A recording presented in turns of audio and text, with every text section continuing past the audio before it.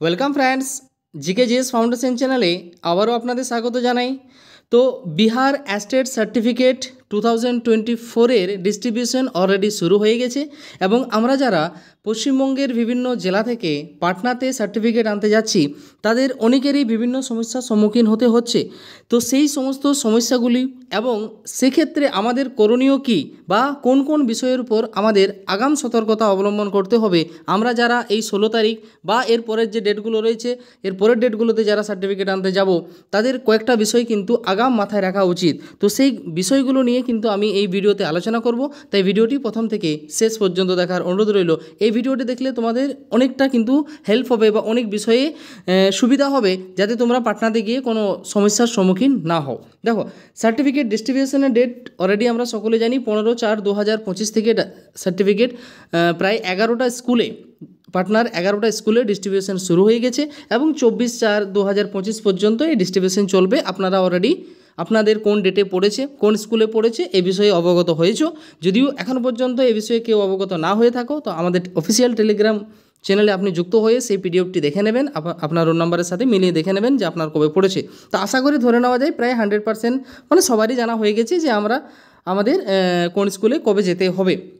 এবং এক্ষেত্রে এই সার্টিফিকেট আনতে গিয়ে অনেকেই অনেক রকমভাবে একটা কথা বলছে, তা থেকে একটা বিষয় উঠে আসছে যে অযথা সবাই ভয় করছে যে কিভাবে যাব, কোথায় থাকবো, কেননা আমরা তো কয়েকদিন আগে পরীক্ষা দিয়ে এসেছি, তাই না? তো অযথা ভয় করার কোনো কারণ নেই। চলো কয়েকটি গুরুত্বপূর্ণ বিষয়ে কিন্তু আলোচনা করি, যেগুলো তোমাদের কিন্তু পাটনাতে গিয়ে বা পাটনা যাওয়ার আগে কিন্তু কাজে লাগবে। দেখো, আসা ও যাওয়ার ব্যবস্থা আমরা সকলে জানি একটা শর্ট টাইমের মধ্যে নোটিফিকেশান এসেছিলো এবং এই নোটিফিকেশানের উপর ডিপেন্ড করেই কিন্তু আমাদের পাটনা যেতে হচ্ছে।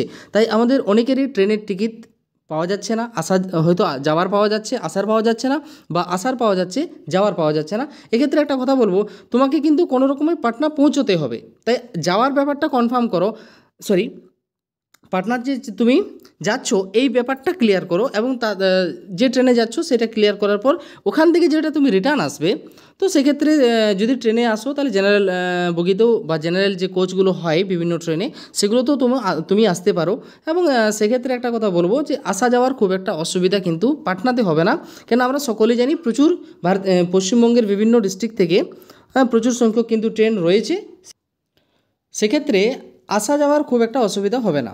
এবারে বলি পাটনাতে থাকার সুবিধা এবং অসুবিধা সম্পর্কে। দেখো, আমরা পশ্চিমবঙ্গের বিভিন্ন জেলা থেকে পাটনাতে যাচ্ছি, সেক্ষেত্রে শর্ট টাইমের মধ্যে লজ পাওয়া যাবে কি যাবে না বা থাকবো কোথায় এ বিষয়ে কিন্তু অনেকেই দুশ্চিন্তার মধ্যে রয়েছে। তো আমি কয়েকটা গুরুত্বপূর্ণ বিষয়ের প্রতি আলোকপাত করছি, একটু মন দিয়ে শুনবে। দেখো, আমরা যারা পাটনাতে যাচ্ছি ম্যাক্সিমাম জন কী করছে না, যেদিন তার সার্টিফিকেট দেওয়ার ডেট তার আগের দিনেই যাচ্ছে, অর্থাৎ সেখানে আমাকে নাইট হোল্ড করতে হবে। যদি নাইট হোল্ড করতে হয় বা দুটো দিনেই আমার সার্টিফিকেট দেবে, পেপার 1-এর একটা ডেট রয়েছে, পেপার 2-এর জন্য আলাদা ডেট রয়েছে, সেক্ষেত্রে পাটনাতে কিন্তু তোমাকে থাকতেই হবে। এবং এই থাকার জন্য অ্যাভেলেবেল পাটনা বা দানাপুর বা রাজেন্দ্রনগর সংলগ্ন এলাকায় প্রচুর পরিমাণে লজ রয়েছে, সেই লজগুলোতে আপনি ট্রাই করে দেখতে পারেন বা সেগুলোতে থাকতে পারেন।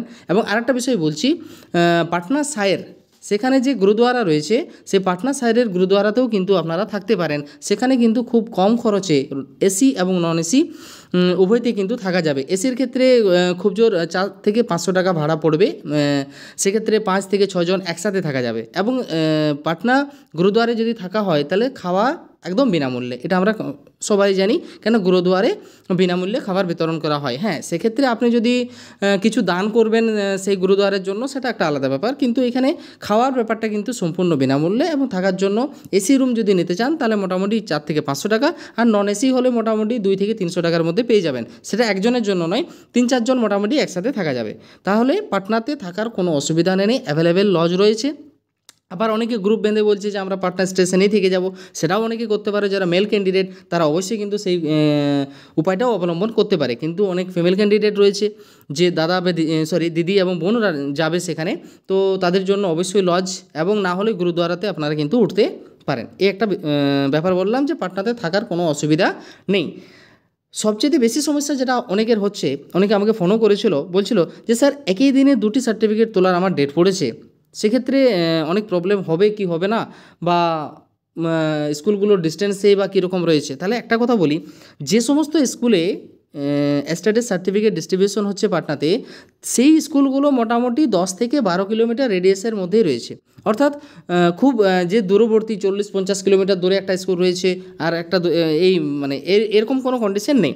স্কুলগুলো কাছাকাছি রয়েছে, আপনি সুবিধা মতো আপনার যেটা সুবিধা হবে পাটনা স্টেশন থেকে বা যে স্টেশনে নামবেন সেই স্টেশন থেকে যে স্কুল কাছে হবে ওই স্কুলে আগে যাবেন, দেন তুমি পরের স্কুলে যেতে পারো। যদি দেখো যে প্রথম স্কুলে প্রচুর ভিড় রয়েছে, প্রচুর লম্বা লাইন রয়েছে, সেক্ষেত্রে তুমি সেখানে না গিয়ে পরের স্কুলে যে সার্টিফিকেট দেওয়া হচ্ছে সেই স্কুল থেকেও ট্রাই করে নিতে পারো।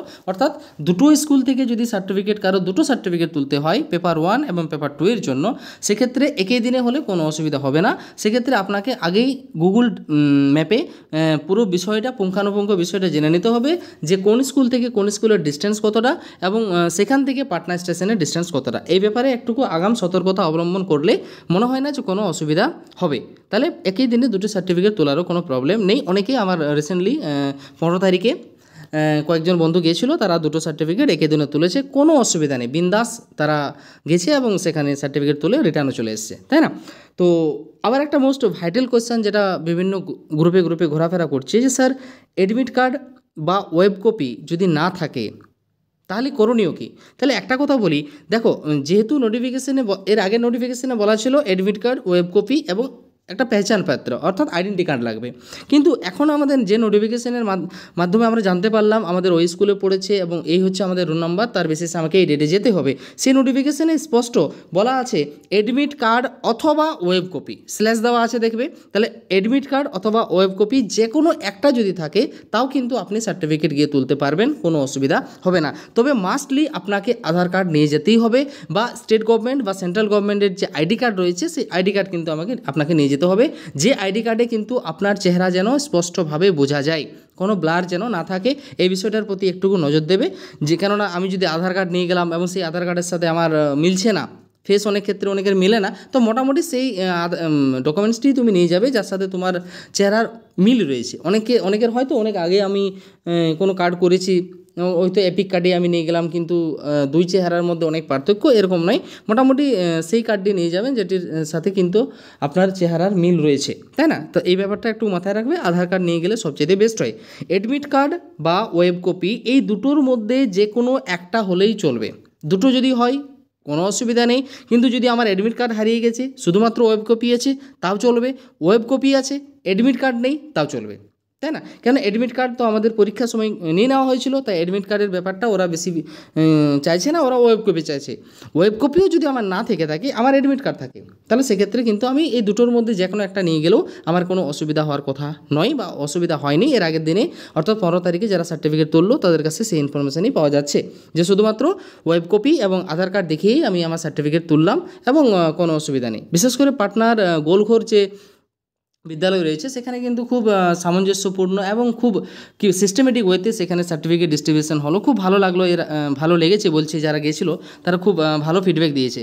তো সেক্ষেত্রে অসুবিধা হওয়ার কোনো কথা নেই, সবাই চলো, আজ 16 তারিখ, আজও অনেকে যাচ্ছ, অনেকে রাস্তায় আছো এবং নেক্সট 17 বা এর পরবর্তী যে 24 তারিখ পর্যন্ত ডেটগুলো রয়েছে সেই ডেটগুলোতে অনেকেই যাবে। All the best. যদি কোনো অসুবিধা হয় বা কোনো কোয়ারিজ থাকে অবশ্যই কমেন্টে জানাবে। তাহলে এই ছিল একটা ছোট্ট ইনফরমেশন। ভিডিওটি শেষ পর্যন্ত দেখার জন্য অশেষ ধন্যবাদ। Thank you.